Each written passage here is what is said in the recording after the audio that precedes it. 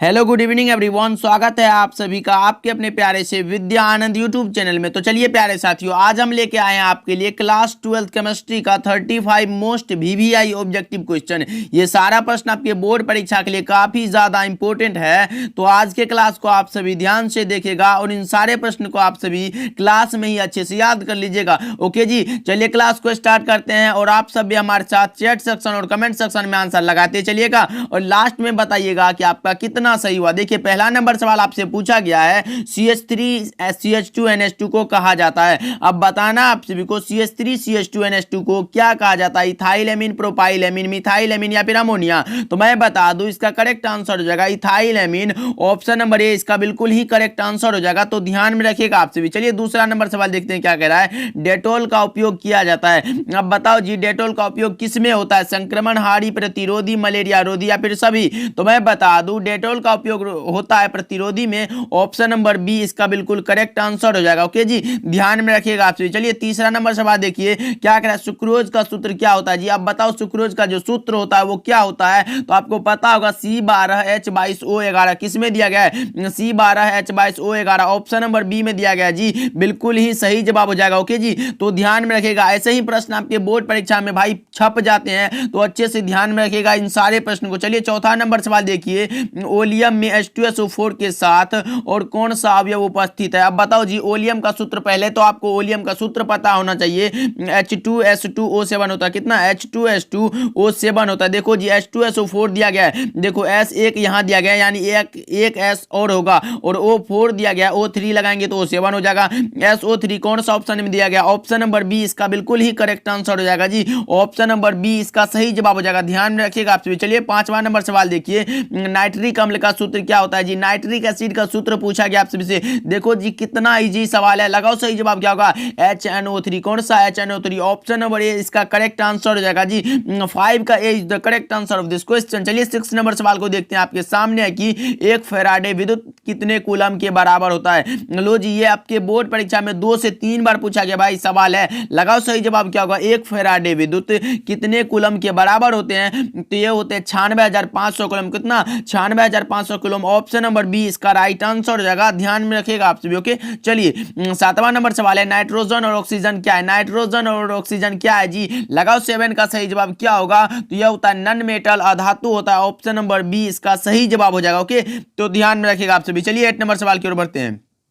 8 number सवाल क्या कर रहा है, संक्रमण तत्वों को और भी नाम से जाना जाता है। संक्रमण तत्वों को भाई, ट्रांजिशन एलिमेंट को और कौन सा नाम से जाना जाता है, तो आपको भी पता होगा, इसको और नाम है जिसका नाम है D block element. Option number C इसका बिल्कुल ही करेक्ट आंसर हो जाएगा। ओके, तो ध्यान में रखिएगा आप सभी। चलिए 9 नंबर सवाल देखिए, K3 एफिशिएंट 6 एक प्रकार का क्या है। K3 एफिशिएंट 6 एक प्रकार का क्या है, तो यह है कोवेलेंट कंपाउंड। कौन सा, covalent compound, option number B इसका राइट आंसर हो जाएगा। तो ओके जी, ध्यान में रखिएगा आप सभी। ऐसे ही प्रश्न आपके बोर्ड परीक्षा में पूछे जाते हैं भाई, लगाओ और अच्छे से याद भी करते चलो। अल्कोहल का क्रियाशील मूलक क्या है भाई, फंक्शनल ग्रुप ऑफ अल्कोहल पूछा गया है, फंक्शनल ग्रुप पूछा गया अल्कोहल का, तो आपको पता होगा ROH। कौन सा, ROH, R is alkyl group और OH हो गया अल्कोहल का functional group. Option number D correct answer हो जाएगा।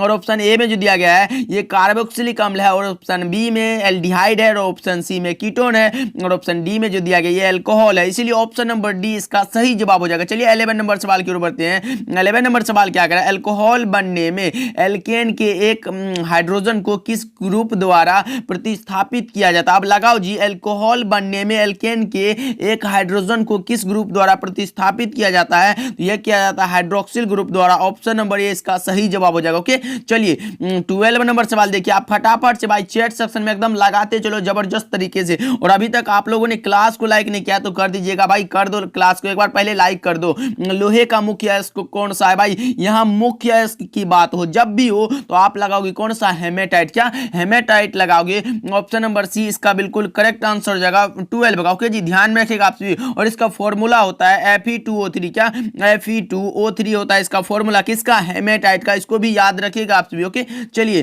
13 नंबर सवाल देखिए कि आवर्त सारणी के ग्रुप 1 के तत्वों को नाम से जाना जाता है। किस नाम से जाना जाता है भाई, ग्रुप 1 के तत्वों धातुओं को किस नाम से जानते हैं? तो इसे जानते हैं हम लोग क्षारीय धातु। क्या क्षारीय धातु के नाम से जानते हैं? 30 का हो जाना है ऑप्शन नंबर ए। और दूसरा ये क्षारीय भूमि तत्व, ये ग्रुप 2 का तत्व है। और अक्रिय गैस जो होता है ये ग्रुप 18 का, क्या ग्रुप 18 का तत्व है। इसके लिए इसको भी याद रखिएगा। चलिए 14 नंबर सवाल देखते हैं क्या कह रहा है। CH4 में मेथेन में सिग्मा बॉन्ड की संख्या कितनी होती है? भाई मेथेन में सिग्मा बॉन्ड की संख्या 4 होती है। Option number A correct answer हो जाएगा। ओके चलिए 15 नंबर सवाल देखिए। निम्नलिखित में कौन सी गैस एकल परमाणुविक है? अब बताओ जी, कितना आसान सा सवाल पूछा गया। निम्नलिखित में कौन सी गैस है जो एकल परमाणुविक है?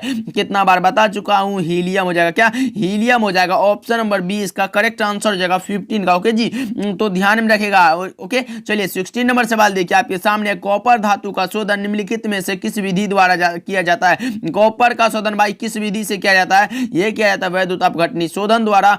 ऑप्शन नंबर ए इसका करेक्ट आंसर हो जाएगा इलेक्ट्रोलाइटिक प्यूरिफिकेशन के द्वारा। ओके जी, ऑप्शन नंबर ए सही जवाब हो जाएगा। चलिए 17 नंबर सवाल की ओर बढ़ते हैं। क्या करा है? अमोनिया आर्द्र लाल लिटमस पत्र को किस रंग में बदल देता? भाई नीला। कौन सा? नीला। Option number A correct answer हो जाएगा। ओके चलिए 18 नंबर सवाल देखिए। H2SO4 एक प्रकार का है। अब बताओ जी H2SO4 एक प्रकार का क्या है? 18 का सही जवाब लगाओ आप सभी।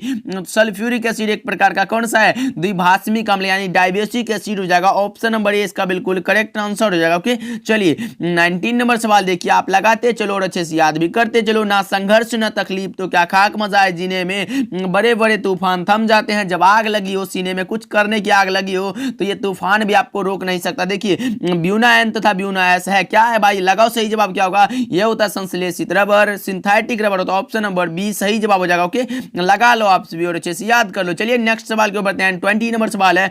उजला और पीला फास्फोरस है। उजला और पीला फास्फोरस क्या है? तो ये अपर रूप है। क्या अपर रूप है? Option number A correct answer हो जाएगा। चलिए 21 नंबर सवाल की ओर बढ़ते हैं। शुद्ध जल का पीएच मान क्या होता है? भाई पोटेंशियल ऑफ हाइड्रोजन पूछा गया है, वो भी शुद्ध जल का।